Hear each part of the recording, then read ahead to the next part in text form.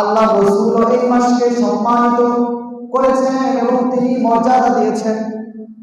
এই মর্যাদা দেওয়ার কারণে তিনি যখন রজব মাসের চাঁদ উঠত তখন তিনি বলতেন, আল্লাহুম্মা বারিক লানা ফি রজব ওয়া শাবান ওয়া বাল্লিগনা রমাদান। অর্থাৎ হে আল্লাহ, তুমি আমাদের রজব এবং শাবান মাসে বরকত দান করো, ওয়া বাল্লিগনা রমাদান, আমাদেরকে রমজান মাসে পৌঁছে দাও। বলেন না সুবহানাল্লাহ।